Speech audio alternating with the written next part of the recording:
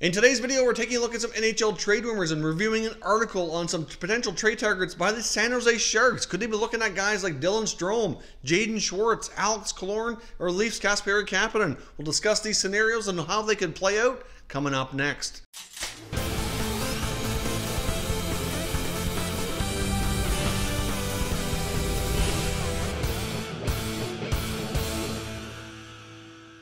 So welcome back to another video here at Top Shelf Hockey. Now, as I mentioned today, I want to take a look at an article involving some San Jose Sharks trade talk and some players they might be targeting for off-season moves. Of course, we know GM Doug Wilson is likely not going to be sitting too idly after the disastrous season that the Sharks just had play out. Of course, they're not involved in the 2014 playoff format. They didn't have their first round pick, which ended up being third overall, which went to the Senators in the Erik Karlsson trade. So overall, like I said, this is pretty much a worst case scenario for the Sharks. They don't have a deep prospect pool moving forward either. They do have a few interesting guys in there, but nothing that's really screams high-end elite talent. I mean, Ryan Merkley is a possibility. So the article we're reviewing today is from the Mercury News and author Curtis Pachelka, who's outlined several potential trade targets that they could be taking a look at here, as Doug Wilson's made it known that he really needs to improve some forward depth. Of course, their defense is pretty well set, barring a substantial blockbuster trade. When you have guys like Erik Karlsson, Brent Burns, and Marc-Edouard Vlasic, they eat up so many minutes that, and they're paid so much money that there probably won't be a lot of change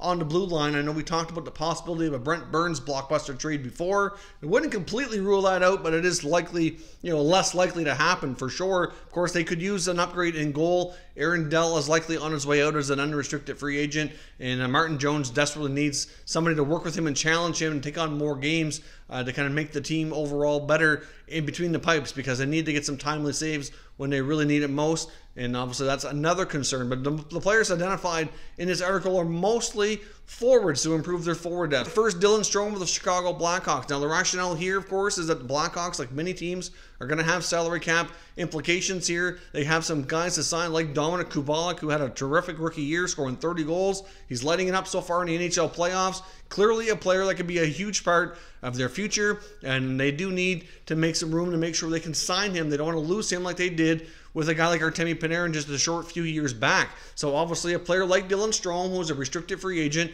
could be expendable. Now, of course, he was in Arizona struggling mightily to get his career going and get on track. Chicago picked him up for next to nothing, and he ended up really tearing things up with Alex DeBrincat. It was on a point per game pace for the remainder of that year 2 years ago, but this past year he really cooled off. Of course, he and DeBrincat have played together in junior. They were able to reignite that old magic they had, but they just didn't quite have that going for the time being for the past year. And obviously, Chicago could be a case where they might want to sell high where his value is still as decent, and obviously make sure they can keep Kubalik, because some of their other veteran contracts are going to prove to be pretty much impossible to be rid of. Of course, they have Taves and Kane still signed at $10 million each, and they've played well enough to certainly justify not looking to move those guys. But guys like Brent Seabrook, it's not clear if he'll be able to play or will he be on LTIR. You got Duncan Keith as well. They have some guys that are certainly been there a long time, as a big part of their cup years and their success, but clearly now are having a big time implications on the flat cap situation that they find themselves dealing with. But Strome's a young player who could jump into the Sharks lineup, be that middle six type of center iceman, and help reignite some of their offensive woes. Of course, it's not clear if they're going to bring back veteran guys like Joe Thornton and Patrick Marleau as of yet. I mean, Marleau was obviously traded to the Penguins, but as many believe, and it's rumored that he'll re-sign with the Sharks again in the offseason. And of course, Thornton, as we talked about, is possibly playing over in Switzerland this fall until the NHL starts up their following season. And it's debatable whether or not he resigns as well, because he wanted to be traded at the deadline. If you take two veterans out of the picture, that creates some big-time holes in their forward group, and Dylan Strome is a young player who could find, some chemistry with some of their decent dynamic forwards like a Timo Meier, a Thomas Hertl, Logan Couture. Maybe he can fit in over there. It might make sense that they could probably pick him up from the Blackhawks without giving up too much going back the other way. Now, another forward they took a look at here in this article is St. Louis Blues forward Jaden Schwartz. Now, Schwartz is not your everyday common player that the Blues rumors are around when it comes to making cap room this offseason. Of course, they have their own cap issues as well. They're trying to retain captain Alex Pietrangelo, which is going to be costly. You got Jordan Binnington eligible for an extension this year as well, and that's going to go up a little bit more than what he's already making at $4 million. So they do need to find room as well. And the guys that you hear about being moved out of St. Louis are guys like Alex Steen, Tyler Bozak, Jake Allen, and that might be possible to find ways to do that. But in Jaden Schwartz's case, he has more value. He's been a stronger player, and there's a lot of concern that after signing Pietrangelo, if they're able to be successful there, that he's going to be one of their next top guys that are going to be needing a new contract the year after, and there just might not be any money or any possible room to really keep him in the fold. Of course, Schwartz has been a pretty solid player, but certainly has battled his injuries at time as well, and maybe it would be time to move on from him after some really solid years in St. Louis. Now, if you're looking at a St. Louis-San Jose potential trade, maybe they would include Jake Allen in that case. As we mentioned, the Sharks could certainly use some help in goal. Not that Jake's going to come in and really steal the show from Martin Jones, but at least he's a capable goaltender who can challenge him. He bounced back this past year and certainly would help solidify things maybe better than Aaron Dell did. It's still not a perfect solution by any means, but it's a situation where the St. Louis Blues could move on for some decent salary. Allen only has one more year left on his contract. Same with Schwartz. So from the Sharks' perspective, they could kind of weigh things out for the year and debate whether or not they want to sign them to longer-term deals or not. Difficult to say what the return package could be, but it could be players who could at least have a short-term impact on the Sharks situation to help improve. And in Schwartz's case, he could certainly possibly get signed to a longer-term extension and really be a great fit there to help them from an offensive perspective. Now, of course, this article also mentions talking to Tampa Bay, because they're also another team, like many of these top contending teams that are going to be tight on the cap. It mentions players like Tyler Johnson and Alex Killorn. The article kind of prefers Tyler Johnson in the case that he can play center ice, but obviously he has a full no-trade clause. We talked about the Lightning before in some trade talk in the past few weeks, but obviously a lot of their players have no move clauses, which is a major issue for GM Julian Breezeball as he tries to find some cap space. Because if they don't want to leave, you can't kind of force their hand when you've given them those clauses in their contract. So obviously a player like Alex Killorn had a full no move, but that changes now this offseason to a partial no trade, where about half the NHL teams would be on his no trade, and obviously that leaves half that would be available for trade without him approving or having to waive his condition. So obviously both of those players are both guys who could help the Sharks offensive woes as well. Obviously, Killorn is more of a winger, where Johnson's a center, so it kind of depends on if Johnson would waive or not. But again, they're both players that are still young enough that they could possibly help the Sharks in the short term. They both have decent term on their contract. Now, neither of these guys are super high-end players, but they're still players who can play that second, third line kind of role, give you some pretty solid offense. And in the case of Killorn, he might be the better player anyways if they were going to look to make a move like this.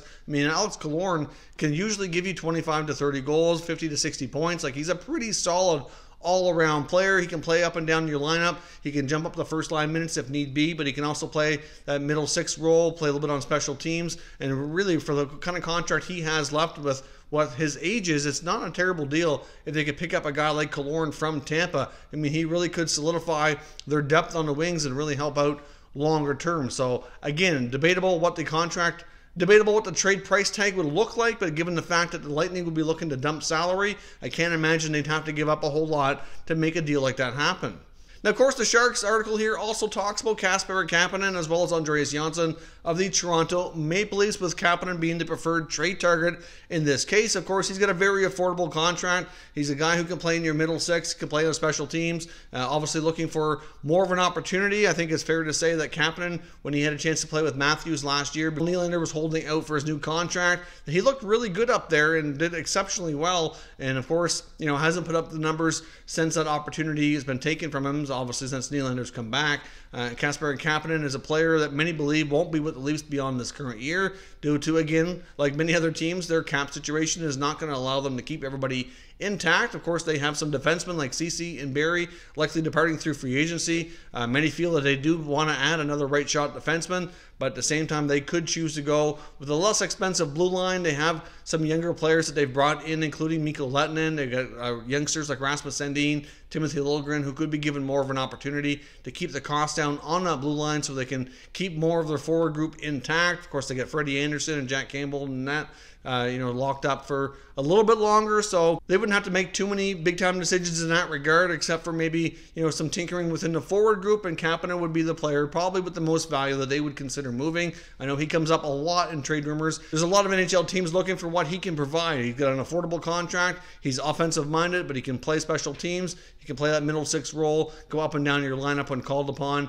So he's pretty versatile in that regard. So I think in a lot of ways he has much more value than a guy like Johnsson, who's been out injured all year, or an Alex Kerfoot, or any of the other middle and bottom six players for the Maple Leafs who could be moved to create that necessary cap space. But again, if the Maple Leafs decide to go with a cheaper blue line, maybe they'll be able to figure out a way to not have to do that. But somebody likely does have to go amongst this forward group for the Maple Leafs, and Kapanen could be a great fit out west in San Jose. As I mentioned in the opener, I do expect GM Doug Wilson to be extremely busy, kind of retooling and resetting this team. I think we're going to see with the Sharks like we did a few years back when they missed the playoffs. Doug Wilson usually is able to pull off a pretty significant trade or two to try to shake things up in the roster, and then the next year they went to the Stanley Cup final. So we'll see if they can bounce back and do it again, although it's going to be tougher with this same group of players, given what this roster looks like today compared to a few years back. So let me know your thoughts. Which of these scenarios make the most sense for the San Jose Sharks, and what would you offer up in a trade package going back the other way if any of these deals were to take place? Let me know your thoughts down in the comments, and we'll continue the conversation.